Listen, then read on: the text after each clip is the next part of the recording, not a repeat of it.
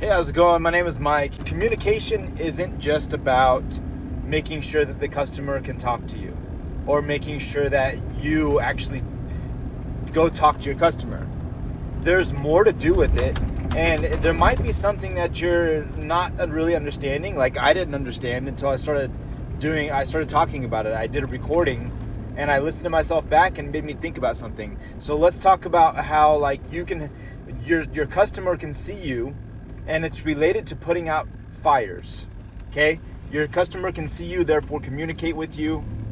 So let's talk about that in this video coming up. You tell me if you've been in this situation. Your customer doesn't see how much work you actually do, and you actually do a really good job, and you feel like your customer never appreciates you, and they don't ever see anything you do, and they say you're not doing what you're supposed to, and they say you work too fast, and all this. And you're like, dude, I'm always on time as far as like sending out my estimates on time. I let them know when I'm there and when I've left, and they get emails from me on a regular basis, like when I'm coming sometimes, or I don't know, regular basis. I don't do that, but you might.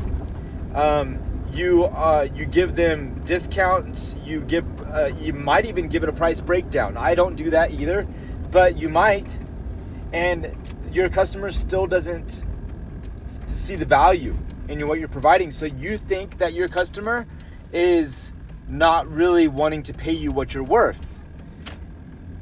That might be the case, but this right here is a scenario where you think, oh wow, well, you better think I'm just not communicating correctly.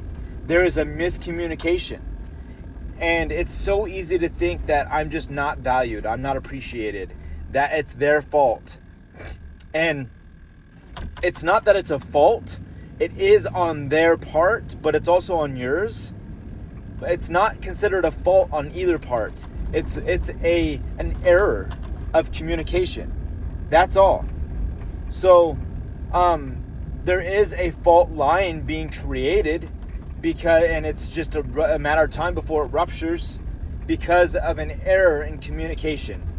Bars. So let's clarify this, because I want to be able to communicate this clearly to you. So communication could be not putting out fires. In other words, you see something that needs to be done in the yard, and if you're not relaying the fact that you are taking care of that on a constant basis, that means that when you do it and it's not seen, that means that it was never done, because not your customer never saw it. Okay? So they never saw that there was a need, because they don't see things until there's an absolute need, right? So they're the kind of customer that waits until like, hey, they haven't pulled this weed for a long time. They haven't trimmed this shrub for a long time, and then they'll tell you about it. That's a fire that's burning. They have a fire that's burning in their mind. Like, are they going to get this? Are they going to take care of this? Are they going to get this weed? Are they going to trim this? Are they going to fix this? Like, when are they going to see this? And that is a fire that's burning within them. And it hasn't become a huge forest fire that's going to take out like a whole forest, right? Where they're going to fire you. I would say the big forest fire is when they have to talk to you about it. So there's been a study by Veritasium where he talks about how, and let's say he gives a scenario where a forest will constantly have small patches within that forest that will burn at a time. And if there hasn't been a fire for a long time, it'll be a big area that burns, and then the whole thing starts to grow up again. And what firefighters have noticed over time is you've got to let the small fires burn, and instead of going to put them out completely. And I feel like that might be true in business as well. You have to let small fires burn. But here's the thing is in our business, we probably should have some sort of fire department, right? Some sort of fire department that understands, the nature of the fire, what caused it, and how to direct it so it doesn't burn down any homes, right? Kind of like that in your business, where it doesn't burn down any of your employees or the way you work or how you see business, or how when you have a fire that erupts into a big one, it affects you in your next job and your week and your weekend, or your income, and yourself, the way you look at yourself as far as being successful or not. There needs to be some sort of fire department established. I don't know what that looks like. It's just an idea that I have that I'm working on myself, and I figured I'd share it with you because if you can see that small fires do need to burn, like a customer sometimes needs to see that there needs to be something to be done, right? Or you do recordings on a regular basis, and use a CRM, and every single time when you get to their job, record a video using Copilot CRM. So go to Copilot CRM.com, I believe that's what it's called, and that's Mike Andes put that out. And there might be other CRMs that do this, but you can record a 500 megabyte video and before and after. And you've got to set it up to where your CRM will, as soon as you leave the customer's house, will send out the right kind of update to your customers. So they have an email that has a link in it to where it'll take them to their customer portal. And in that customer portal, they can go ahead and view what was done before and after.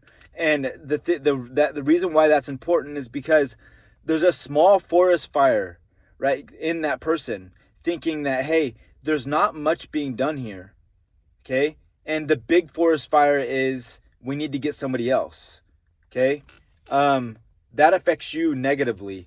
It could be a positive thing because new growth can happen. You can get a new account, new customer, new things could happen, right? So that's not altogether a bad thing. But if it is going to be a bad thing, like it's going to be a life-changing thing, like you have a big account and it's like you cannot lose this account, especially during Christmas time. You got gifts and stuff you got to buy for your kids or whatever it is. You got employees you got to pay, whatever it is. They have to, you're going to have that money so you can't lose that account. So this could relate to employees as well. I'm not sure about that because I have been an employee. I don't have employees, so it could mean that your employees also need to see small fires that are allowed to be burned but directed. Like, so for instance, this communication problem, the communication is not necessarily a lack of your talking to your customer. It's the lack of your ability for your customer to understand how much work is actually being done. That's the communication error. It's not your customer needs to get in contact with you. It's how well can they see that it is what you're doing? How well are you showing them? And that's a small fire that can be burning. And nonetheless, even if you show them how much you're actually doing, they still might not see the value in it, which is fine because then you can make an adjustment, right? Either you can maybe trim that, right? Cut off that portion of whatever your work is that you're doing. Could be the customer, could be what you're doing for the customer. I don't know. It could be an adjustment that you need to make in pricing. Maybe there needs to be something extra that needs to be added to whatever you're doing for that situation. So not sure. The customer could be right. They could be wrong. Either way, it needs to be looked at.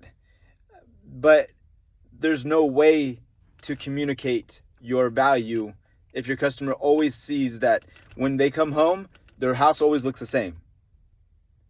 Like, that's a problem. Unless you're purposely leaving certain things for them to see, which that's dangerous because then they think that, well, you're just not doing your job.